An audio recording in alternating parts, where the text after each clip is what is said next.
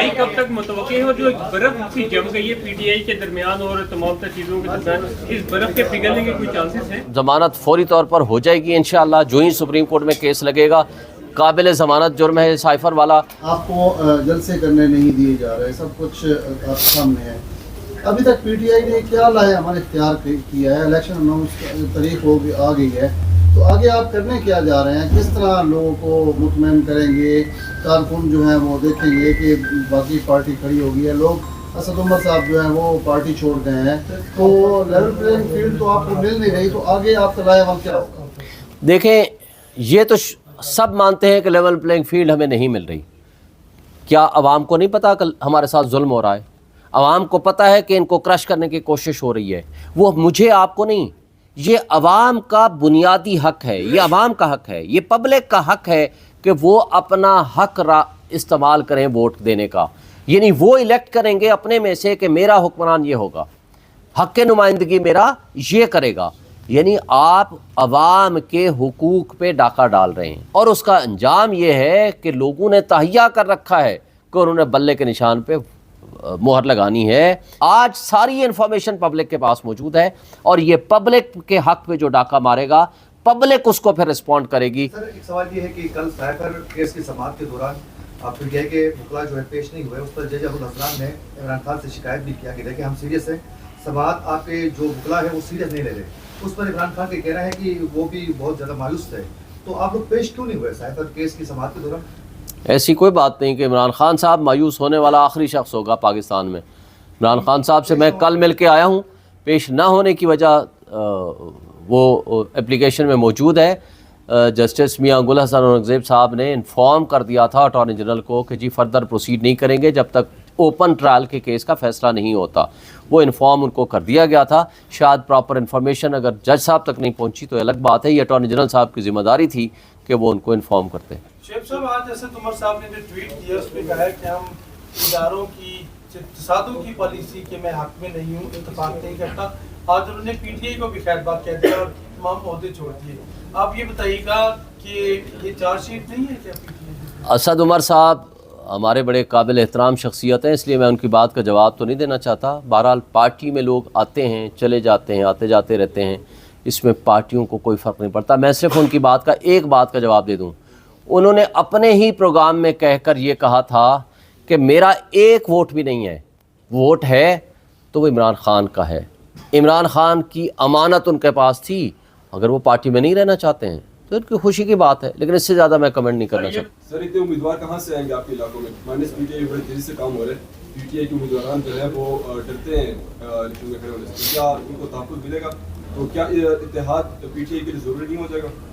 देखें, आप ख़ुद कह रहे हो कि पीटीआई के वर्कर्स को डराया जा रहा है। डराना बंद कर दें, आवाम को फ़ैसला करने दें। और एक बात, हमारे हर हलके में हमारे उम्मीदवार भी हैं और हमने हिकमत अमली बना ली है। इंशाअल्लाह हम हर हलके में इलेक्शन लड़ेंगे। सर, सोशल मीडिया पे आपके मुताबिक खबर चल रही थी कि आप पर टॉक शोज में पाबंदी लगी है, इसकी क्या वजह है?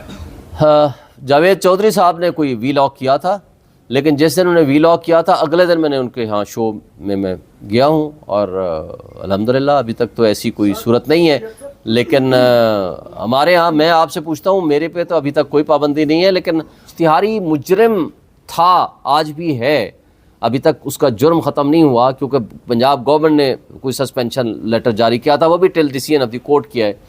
इश्तिहारी मुजरिम की तस्वीर, तकरीर, उठना बैठना सारा कुछ आप दिखा सकते हैं टीवी पे, इवन पीटीवी पे भी दिखाएंगे। मेरी बात मुकम्मल होने दें। लेकिन इमरान खान का तस्वीर, तकरीर और उसका कोई गुफ्तगू आप नहीं चला सकते। अगर आप तनकीद भी करना चाहें नहीं कर सकते। जब हमने पैमरा से पूछा, जब हमने आपके टीवी स्टेशन से पूछा, सुप्रीम कोर्ट में आप लोगों ने इमरान खान के फर्ज जुर्म के खिलाफ जो है दरख्वास्त दायर की है, तो चीफ जस्टिस काजी फायद ईसा से कुछ उम्मीद वाबस्ता है कि कुछ इंसाफ मिल सकता है? बिल्कुल हमारी उम्मीद वाबस्ता है। हम अदालतों से ही उम्मीद रखते हैं, इसलिए कि अदालतें अल्लाह ताला की नायब हैं। यहाँ ज़ातियात से बालातर होकर आइन और क़ानून के तहफ़्फ़ुज़ की कसम उठाई है उन्होंने, लोगों के बुनियादी हुकूक की तहफ़्फ़ुज़ की कसम उठाई हुई है उन्होंने। लिहाजा वो अपनी उस कसम और उस ओथ का पास करते हुए इंसाफ करेंगे जो इंसाफ के तकाज़े हैं उसके ऐन मुताबिक। साहब ये नून लीग की जानिब से फिर एक दफा कहा गया है कि फराज गोगी साहबा करप्शन करके गई और वो इमरान खान साहब तक उसके तालिबान ने जोड़ दिया और ये भी कहते हैं कि चेयरमैन पीटीआई ने उन्हें फरार करवाया यहाँ पर मुल्क से। इस पर क्या स्टैंड है पार्टी का?